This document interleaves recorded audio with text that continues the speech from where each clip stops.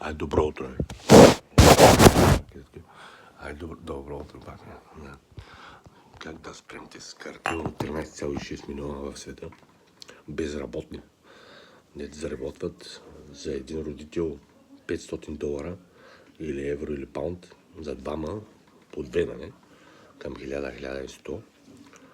Да, безработицата, значи картела на безработицата, защото им попускат помощи в различни държави. В Германия били 4 милиона. В къде беше той? В Австрия били 400 хиляди такива на помощи. По 400-500, нали, по единично. И живеели някакси, имали мъничко. Толкова сме мъничко имали някакви. Ще ги спрем всички на деце по 400 евро, паунда и долара отпускали. Значи към 2700-1800 им отпускали и били тиктокъри, инфлуенсъри в Америка били към 7-8 милиона. Да, в Европа допълнително и в Англия, да. Правили войни, правили убивали на такова, не достигали в хазната на управляващи пари, само заради тези смърши. И айде да спираме помощи.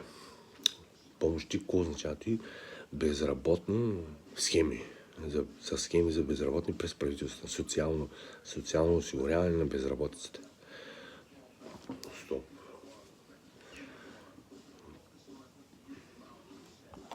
Малко послушаме.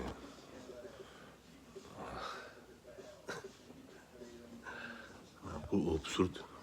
Малко абсурд послушаме. Мога да си осигуря фекална проба, ако искате.